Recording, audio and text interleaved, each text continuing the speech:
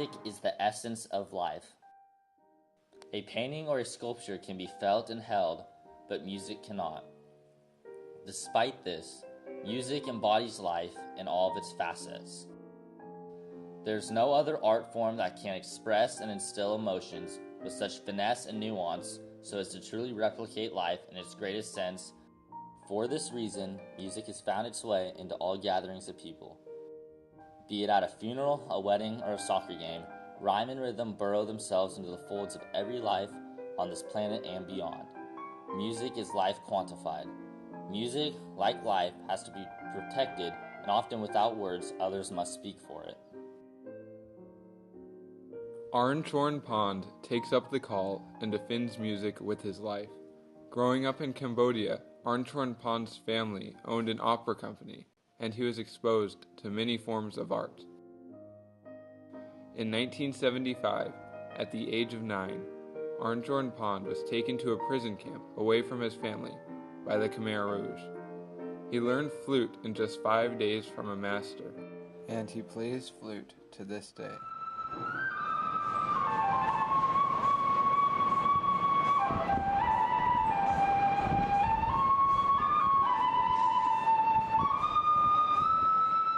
While in the prison camps, he survived by playing propaganda music to the guards. He sat in temples where they would exterminate prisoners, and if he showed the least bit of emotion, he would be killed alongside them. The prison camps were part of the Cambodian genocide carried about by the Khmer Rouge. They targeted intellectuals and musicians trying to create a master race. They killed around 2 million people, which was 25% of the total population. Chorn Pond and the world were lucky that he survived. Chorn Pond was forced to fight on the front lines in 1978 at 12 years old. While fighting, he escaped into the Cambodian jungles and survived alone for months. Only in 1980 did he happen to cross the border into Thailand and meander his way to a refugee camp. 14 years old and weighing in at a sickly 60 pounds, Chorn Pond was adopted by Reverend Peter L. Pond and began a new chapter in his life. Chorn Pond was brought to America to attend high school in New England. He enrolled in Brown, but withdrew after 2 years to found Children of War, a charity organization dedicated to helping children overcome suffering of war.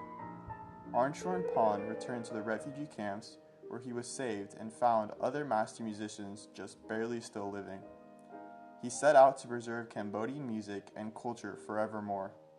Since then, he has founded numerous charities, most notably the Cambodian Living Arts, with a mission of preserving traditional Cambodian music and transforming and empowering Cambodian individuals and communities through the arts. There is no substitution for the knowledge amassed in musical culture and traditions. Chorn Pond realized this and went back to his roots. Music is being devalued in modern society. With television advertisements and streaming service, music surrounds us at all times and loses its meaning. No longer does music embody emotions and life. It serves only as a background. Music needs to be at the forefront of art again.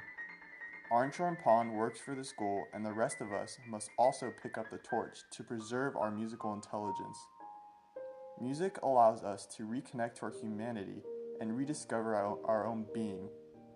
It is so fundamental to life that our world could not be without it. For that, however, we must speak for it and actively protect it. There is no truth greater than that evoked by music.